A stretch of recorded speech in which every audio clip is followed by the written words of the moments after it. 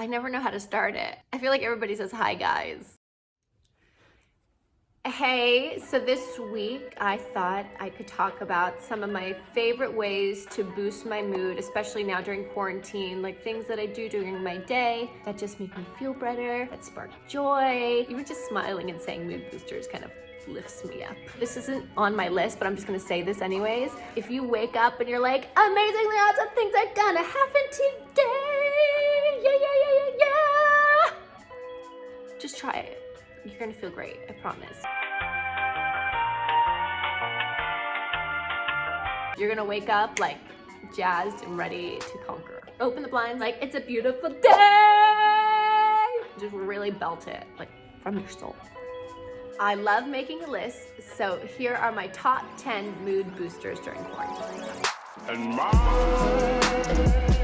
my first favorite thing to do, especially the second I was like, oh my God, I'm quarantined. My first initial instinct was to just start making lists, and I made like a diagram. It says like Monday, Tuesday, Wednesday. It has like a list of things to do each day because it made me feel like I had goals. So it has like my kids' vitamins, Dixie's school, check. My vitamins, meditation, working out, any kind of work things I have to do.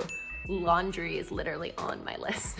I get so many checks because I do so much laundry right now. I've always been a lister. Do you guys like to list? It just like soothes me, especially at the end of the day when I see I've gotten all the things I needed to get done.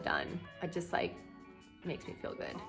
And then that brings me to the second thing that makes me feel great is checking the things off my list. Like what satisfaction when you get one of them done for the day and you're like, check, YouTube video. Whew. Another one in the can. Makes me so happy. When I was little, I used to put things like take a bath, check. I mean, I still do, honestly. Sometimes I'll make like even like more lists. Like I'll have like a Monday list and a week list and like a list for Dixie for her schooling. Like we have math today, spelling, SSR, which is like silent reading. They didn't have that when I was a kid, but it's like reading to yourself. And then I like check off her little list for the day too. So I've got like lots of lists happening in my life. It's very satisfying.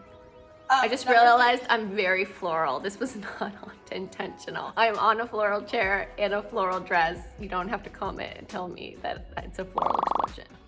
I'm aware now. One of my favorite things to do every day is do a gratitude list. I'll usually do 3 to 5 things that I'm grateful for. It can be really simple things. It can be more serious things, especially when this was all starting and I was full of anxiety and worries. Just writing down what I was grateful for instantly made me feel happier and also realize like I'm okay right now. You don't have to consume yourself with worry and stress because this is a lot. It's a lot. Practicing gratitude is something that I'm really grateful for. You could keep a little gratitude journal next to your bed so it's really easy. I usually keep it by my lists. My sister also does gratitude lists where she does it with her friends. So they like do a gratitude text chain, which I really like. So it becomes more of a communal thing, just practicing gratitude and remembering all the things that we have to be grateful for. I feel like I've gotten to catch up with my friends more than ever because we're all at home, just a FaceTime or a Zoom away, which is rare because usually we're all so busy and working. Have a glass of wine, Zoom wine. I feel like that's become a big thing. Another thing that I really love that my family has started doing, if you didn't know, there's 8 Aldridge children. You heard me right, 8 Aldridges. I'm trying so hard not to look at myself and look here. Okay, I'm gonna try to look at you. There are 8 Aldridge children. One of my brothers suggested that we all start Zooming. We've been Zooming every week. My nieces and nephews that are older have joined the Zoom party and we play a game called Pub Quiz. I don't know if this is actually a real game or if my brother just made it up. We come up with 3 trivia questions and then we go around in a Zoom circle from like youngest to oldest. It's just been a free-for-all. Lots of my questions are about like Disney. Ruby's is all like rock and roll music. My brother Mark's all like film. Miles is art themed. It's really fun because we all have different passions, but there's been some really hard ones. Like my siblings, I mean, they ask really obscure foreign film questions. I'm like, nobody knows this answer, you jerk. Just kidding, I love you all. I'm not gonna lie, the first Zoom round, I was in last place. The last week I was like in the middle. So hopefully this weekend I'll be #1 Aldridge, boom, boom. One of my questions was, what year did the Beatles play their famous rooftop concert? Do you know the answer? 1969. Another question I asked was, who wrote Hamilton? Do you know the answer? Insert name here. Hobson's gonna insert Lin-Manuel Miranda. It's like flashing lights. To do the Zoom and have a game, it's just so much fun. I can't recommend it enough. Something I've tried to do almost every day is working out. It's something that instantly kind of calms me down, brings me into the moment. I have to focus on what I'm doing. I can't think about all the worries and anxieties. And it's the one kind of self-care thing I started from the very beginning. I was like, this is something I need to do for myself, not for like my body, it's more for like my mind. It's almost like a meditation. So I do it usually when my son is napping and me and my daughter have finished school for the day, and I've like set up my gym in my room. I have like a workout mat and my trainer. We do it on FaceTime. I like doing it on FaceTime because then it's like social and I'm working out. I do a lot with Mary Helen Bowers, who does Ballet Beautiful, and she has a great service where you can sign up online and you can sign on anytime, which is great. And you can be like, I want to work on cardio, so you watch a cardio video. You can kind of like tailor it for yourself, and it's also nice for people who are, you know, have families at home and it's hard to take that time to work out. You can really go on whenever you want. Another great workout is Body by Simone, who does a lot of jump rope. I feel like when you're doing cardio especially, instant mood booster. Like if you start doing jumping jacks and like, you know, getting your heart racing, it might be miserable while you're doing it. It's like thinking, why am I doing this? But as soon as it's over, I'm like, I did it. The endorphins kick in. You know, I feel so good and proud that I took the time and did that for myself, and it really helps like body, mind, and soul for me. #6.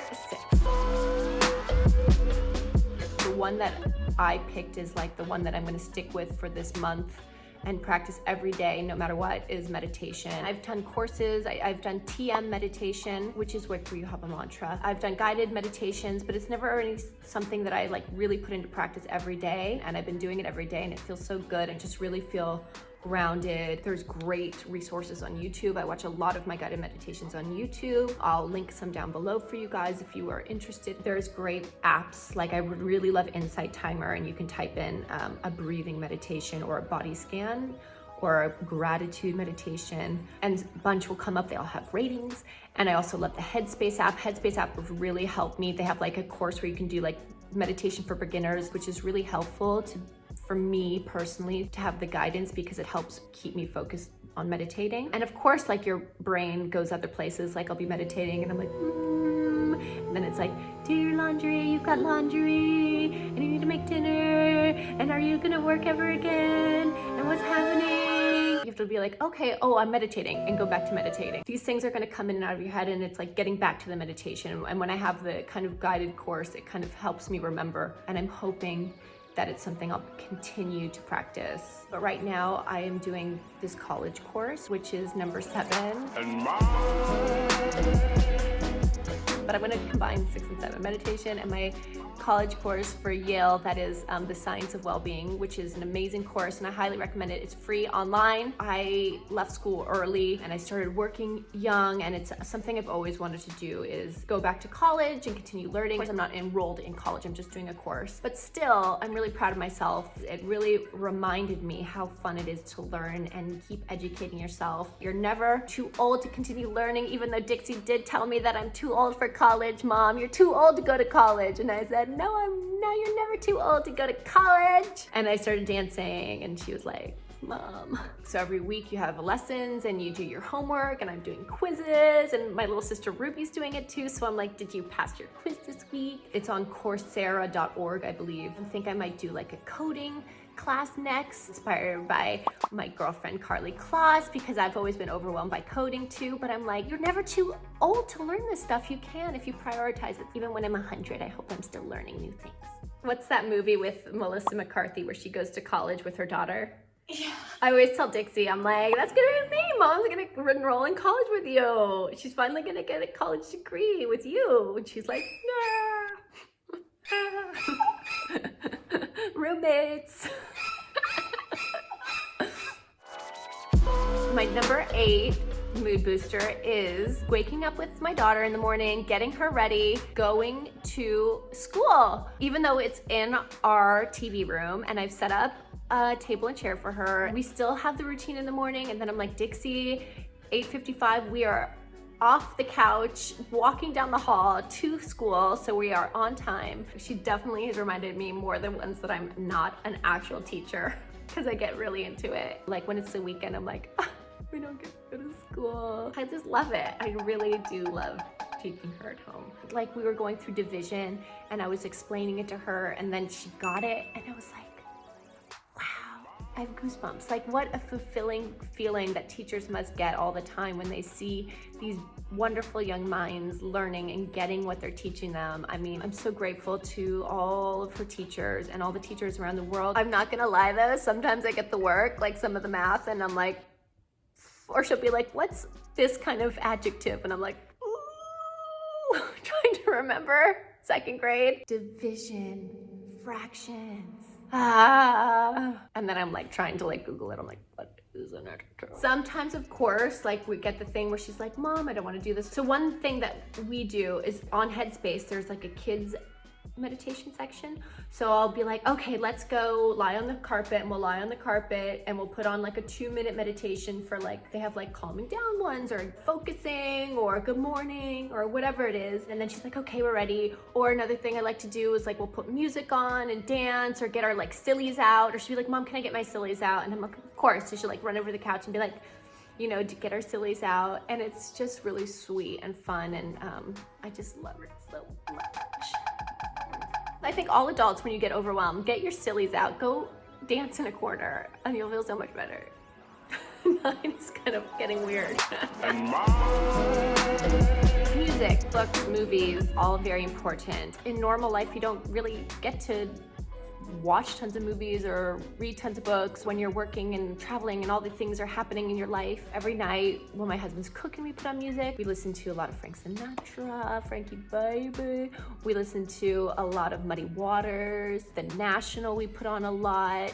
The Gypsy Kings instantly makes me feel like I'm on a vacation. It's just watching good movies. I've been rewatching all my favorite like rom-coms, literally anything Nancy Meyers. Thank you very much, Nancy Meyers. I watched Father of the Bride. I had to turn it off. It was like early on in quarantine when I was already extra emo. I got so emotional thinking about Dixie getting married and like moving off at her wedding. I was bawling. Caleb was like, we need to turn this movie off. I rewatched Star Wars, which was fantastic and so much fun to like get zoomed off to another planet and relive all my Star Wars fantasies. And then reading books. Right now I'm reading The Island of the Sea Women, which is such a good book. I'm devouring it. I just love every second of it.